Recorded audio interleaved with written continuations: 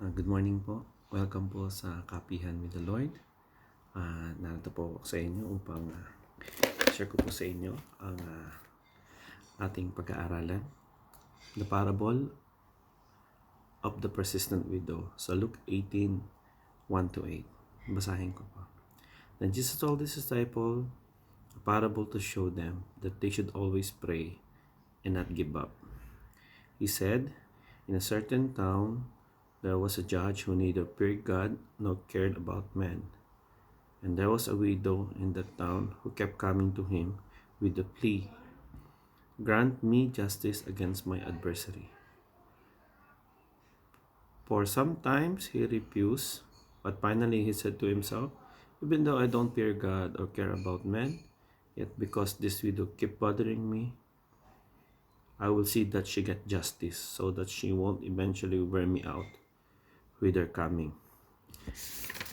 And the Lord said, "Listen to what the unjust judge says. And will not God bring about justice for his chosen one, who cry out to him day and night? Will he keep putting them off? I tell you, you will see that they get justice, and quickly. However, when the Son of Man comes, will he find faith on earth?" So bago po tayo magsimula, tayo po yung manalangin. Diyos na makapangyarihan sa lahat, Diyos na may gawa ng langit at lupa, maraming pong salamat sa araw na ito. Nais ko pong itaas ka. Mangalan mo lamang ang maitayo, Panginoon, sa aming pag-aaralan. At hiling ko, Lord, isa sa atin niyo po ako. Mula ulo hanggang paa, tingnan niyo ang nilalaman ng aking puso. Tingnan niyo ang nilalaman ng aking isip. Tingnan niyo ang nilalaman ng buong pagkataong ito, Panginoon. At kung meron man nakakahadlang, na hindi ka aya-aya sa inyong harapan, at nakakapagpalungkot sa inyong mukha, patawarin niyo po ako. Naman maging karapat-dapat ako maghatid ng iyong salita. Salamat, Panginoon, para tilihin mo akong maging instrumento mo lang, at ikaw ang maidala sa kaitaas-itaasan, at maibaba mo ko sa kaiba-ibabaan ng iyong mga paa. Sa pangalan ni Jesus, Amen and Amen. Nais ko lang pong linawin sa inyo na ang parable na ito ay para sa mga disciple. So kung believer ka ng ating Panginoon, o ikaw ay mananampalataya, you are the disciple of God. Kung follower ka ni Jesus, then you are the disciple of God. The disciple of God, sinabi niya ang mga bagay na ito. Ikinuwento niya yung parable of the widow, katulad ng binasa natin kanina. So, it is a reminder, not for the unbeliever, but for the believer. Ang Biblia ay napakahiwaga. Alam ng ating Panginoong Diyos o ang ating Panginoong Yesus na darating talaga to the point na pati yung mga believer ay mauumay ng manalangin o mawawala ng ganang manalangin. Kaya ikinuwento niya ang mga bagay na ito. Kapatid, meron ka bang mga prayer requests na ang pakiramdam mo hindi na dinidinig ng ating Panginoon? Meron ka bang mga sinasabi sa Kanya o pinapanalangin sa Kanya na, "Lord, bakit ang tagal naman? Yung love life ko, yung financial freedom ko, yung kapayapaan ko sa aking ka-partner, yung stable job, yung isusuot kong damit. Bakit ako may sakit pa rin hanggang ngayon?" Those were the prayers na tila ba dahil parang pakiramdam na nauumay na tayo, we stop praying for it. So there are 3 things that we will discuss about this topic. First, God loves to talk to us. Secondly, God is a caring God. And third, God is protecting us. Kapatid, kung akala mo hindi ka dinidinig ng ating Panginoon, nagkakamali ka. Actually, hindi mo pa nga pinapanalangin. Alam na ni Lord kung anong dinadala ng iyong puso. But, merong but. Pero, may mga bagay na hindi talaga pwedeng ibigay sa atin. Pero kung makulit ka, pwede naman na itong ibigay ng ating Panginoon. So, pag-usapan natin yan. God's love to talk to us. Ayon sa ating nabasa, kinukulit siya ng widow na bigyan mo naman ako ng, nagpipli ako for justice to my adversary. Sabi niya gano'n. So, pinapaalala dito sa verse na ito na nire-remind niya, listen to what the unjust judge says. Na yung sinabi na hindi nga ako natatakot, wala akong paniniwala sa Diyos, wala rin akong pakialam sa tao, pero dahil nga sa kinukulit ako ng babae na ito, na balo, ay ibibigay ko sa kanya yung justice na nararapat para sa kanya. So first of all, look at the prayer. Look at nung pangungulit nung widow. It's about justice. So there's nothing wrong with that. Ang problema kasi minsan sa prayer natin, there is something wrong with our prayer. Baka naman ang hinihingi mo, ikapapahamak mo. Baka naman ang hinihingi mo, bagay na hindi magiging magandang outcome in the future for you. Kaya hindi ka dinidinig ng ating Panginoon. Ngayon, yung ating pag-uusap, God's love to talk to us. First of all, we have to be aware of our prayer. Kailangan maging maingat tayo sa ating panalangin. Yung bang panalangin natin, ikapapahamak natin, ikalalapit natin lalo sa Diyos, o pag nakuha mo na, mawawala, makakalimutan mo na ang Diyos. Di ba, naalala niyo siguro yung basag ng joke ng mga pastor na pagka may kailangan ka, Diyos ko, pagka wala na, disco. So, yung point doon, kapatid, naririnig tayo ng ating Diyos. Kaya lang minsan talaga, ang request ng ating panalangin, hindi niya pwedeng sagutin kasi ikapapahamak natin. Minsan naman, maghintay, minsan naman, instantly, yes. God says, yes. Pinapaalala dito ng ating Panginoon sa verses na ito. And the Lord said sa chapter 6, verse 6 ng chapter 18, listen to what the unjudged judge says. And will not God bring about justice to His chosen one who cry out to Him day and night? Pansinin niyo yung word justice. Kasi ano bang hinihingi nung widow? Diba? Justice. So, ang sabi ng ating Panginoon, if you have the right prayer, kaya nga ang huling panalangin natin, ayon sa iyong kalooban. Kasi we have to know na minsan meron tayong panalangin na pwede natin ikapahamak. Ito, aminin ko sa inyo. Gusto kong yumaman, as in sobrang yumaman. Because I really want to help other people. That is my reason. At gusto ko magkaroon ng foundation, yun ang mga, typical na pangarap ng karamihan siguro ng mga tao pag galing sa mahirap tapos gustong yumaman. And I'm praying for that. Obviously, hindi pa ako mayaman hanggang ngayon. My point is simple. Baka naman kasi ikapahama ko pag yumaman ako. But I never stop praying. I never stop asking. Makulit ako. Kaya akong loloobin ni Lord John, nawa, dumating to the point na hindi ko naman siya ikapapahamak. God's love to talk to us. Unang-una, let us be reminded. Ako kasi bilang ama, gustong-gusto ko kinakausap ako ng aking mga anak. Actually, nalulungkot ako pagka yung para bang may ginagawa ako, kumusta, tapos wala na. Yung mga ganong ano ba. Kaya nga, I was so happy about Jed kasi si Jed talagang ang sarap niyang kausap. Nalulungkot ako pagka yung nag-uusap kami, kahit na nonsense yung pag-uusapan o kahit na usapang kwento lang, kahit na anong ginawa mo maghapon, ganun. Tila pa minsan parang nalulungkot ako bilang ama na nagpapaalam na kagad yung anak mo, kaya bigla na lang tatalikod, bigla nga aalis na nangumusta lang. So minsan nangyayari yun sa atin. Remember, gusto tayong kausapin ni Lord. At sa paraan lang ng panalangin. Alam niyo ba, hindi naman lahat ng panalangin. Nakaluhod ka, nakapikit ang iyong mga mata. Pwede ka namang nakikipag-usap kay Lord na, Lord, alis na po ako, gano'n. Kahit na yung usapang salita lang na parang nagpapaalam ka lang sa isang tatay.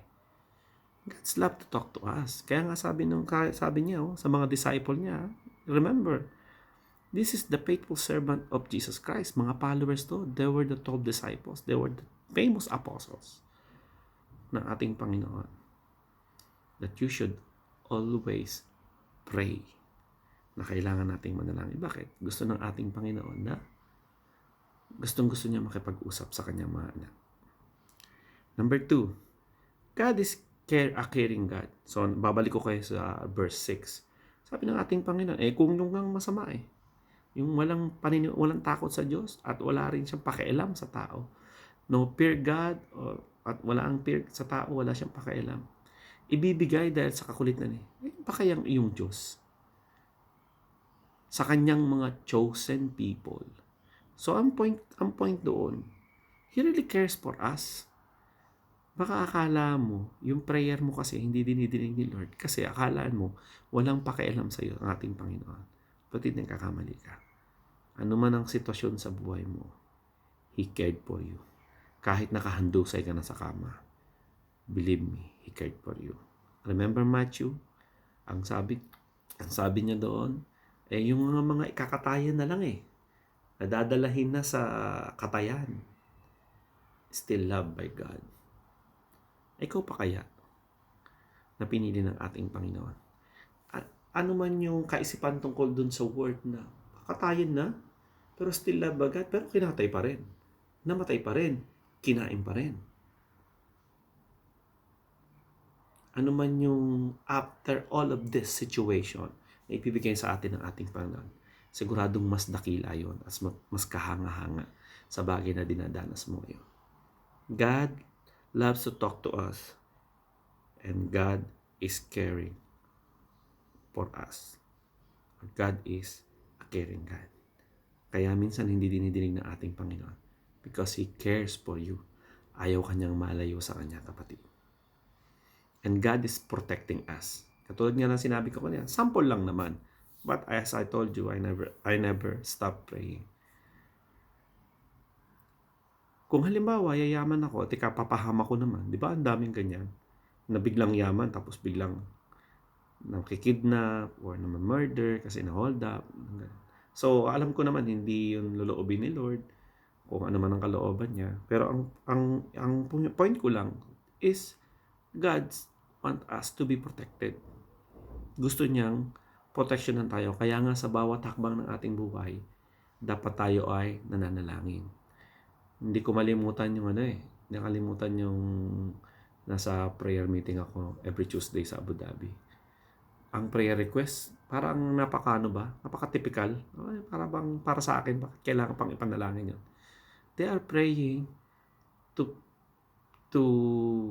buy a land na magiging maayos. Yung land na kung saan ipagpapatayo nila ng bahay. Tapos nakabili sila ng lupa. Pagkabili nila ng lupa, they are praying to build a house. Sabi ko, bakit kailangan ng, kumbaga, yung tamang layout, tamang di ba may mga plano yun? Sabi ko, bakit parang kailangan pang ipanalangin yung mga ganun? O kaya naman yung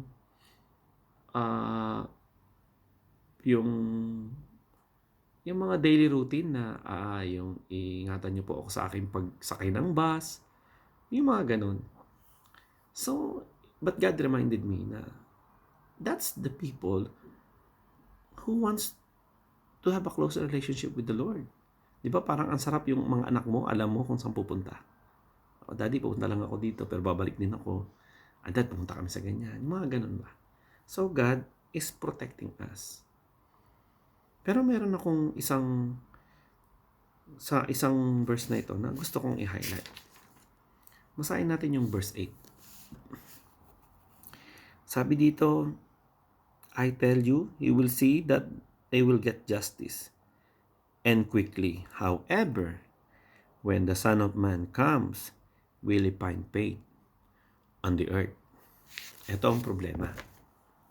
Minsan, we lose faith when we pray. We never put our effort and intimate prayer because we already lost the faith. Baka ang nangyayari sa panalangin mo, repeated na lang. Baka ang nangyayari sa panalangin mo, parang ritual. Parang normal na lang. Parang wala nang turok sa puso. Parang wala nang lalim sa isip. Parang binibikas na lang ng bibig, pero wala na doon yung espiritu ng iyong pananampalataya. Matatagpuan pa ba ni Lord ang mga disciple o ikaw na naniniwala sa ating Panginoon kung hindi ka na naniniwala mismo sa iyong mga pinapanalangin na dinidinig ka ng ating Panginoon? Naalala ko tuloy yung hardin ng panalangin na may isang Kristiyano na namatay tapos din na siya ni San Pedro sa langit. Pasyal kita rito. Tapos may 3 silid doon. Yung isa parang busy. Ang daming mga boxes, ang daming mga ano. Ano yan? Yan yung yan yung parang receiving area para i-drop na yung mga kahon na mga nanalangin ng mga tao para ibigay sa langit. Tapos yung isa naman ang daming mga box doon, nandun lang. O ano nangyari doon sa mga box na yan? Ganyan gano'n. Ito yung mga dapat na ipapadala. Kaya lang, tumigil na yung mga tao sa pananalangin. Ito pa, meron pang isa. Meron doon isang tao, nandun lang, nakaupo lang, isang anghel. O bakit naman po dito, nag-iisa lang ng anghel? Ito yung yung response, yung feedback. Ibig sabihin yung mga nagpasalamat sa panalangin. Dahil hindi na ganun ka-busy, nakaupo lang dahil walang bumabalik para magpasalamat sa ating Panginoon. Ang puntos ko ganito. Search our heart when we pray. Baka kasi wala na doon yung ating puso. Baka dahil parang iniisip mo, obligasyon na lang sa iyo ang manalangin. Be a prayer warrior. At pagka warrior ka o prayer warrior ka, you are always ready. Meron bang mandirigmang pumunta sa labanan na walang armas? Meron bang mandirigma na pumunta sa gera o sa war na hindi malakas, na hindi matapang, na hindi handa, na hindi alam ang gagawin? Kasi kung ganon, ang pagharap mo sa gera ng panalangin, papahamak ka. So God loves to talk to us. God is a caring God, kaya baka hindi niya dinidinig kasi He cares for your situation. Ayaw niya malayo sa iyo. And God protect us. Pinoprotektahan ka niya, kaya minsan hindi niya dinidinig ang iyong mga panalangin. At sana pagdating ng ating Panginoon, matagpuan niya pa ang mundo na punong-puno pa rin ng pananampalataya, paniniwala. God will heal us instantly in Jesus' name. God will break our financial bondage in Jesus' name. God will free us from all our stress and distress in Jesus' name. Let us keep the faith. Dahil yan ang importante na huwag natin iwanan. So tayo po'y manalangin, Diyos na makapangyarihan sa lahat. Salamat sapagkat gustong-gusto mo kaming kausap, Lord. Sorry po kung minsan ayaw namin makipag-usap. Kung minsan we lose track of our spiritual faith, Panginoon, to believe that you will answer our prayer requests, Lord. At naniniwala ko sa oras na ito, magkakaroon kami ng bagong format sa aming panalangin. Hindi po ito ritual, kung di po kasabikan na kausapin kayo. Kahit yung bagay na parang tila ba wala na. Pero alam namin, Panginoon, pag sinambit namin ito sa iyo, napakahalaga yun, Lord. At alam namin natutuwa ka na gusto mo kaming kausap. Salamat din po, Lord, that you really care for us. Alam namin, Panginoon, na darating ang aming mga panalangin na didinggin mo ito, Panginoon. In your time and by your will, Lord. Naniniwala kami, Panginoon, not only you care for us, but you want to protect us, Panginoon, sa lahat ng circumstances ng buhay. Salamat sa patuloy mong pagpapaalala, Panginoon, Salamat sa mga new revelation, Panginoon, na ipinakikita mo sa amin. Kaya lamang po ang mataas sa oras na ito. At naniniwala ako, Lord, pagbalik ninyo, Panginoon, you're still keeping that faith and more powerful than before. Thank you po muli. In Jesus' name we pray. Amen and amen. So, salamat po. Ito po ay pre-broadcasting. Nirecord ko lang po ito. At kasi po maaga po masyado yung 6 o'clock dito. It's like 2 a.m. Kaya baka po hindi ako magising. At pipungas-pungas naman ako. Kaya salamat po muli. Good morning po. Magkape-kape na po tayo. Lord. Bye-bye.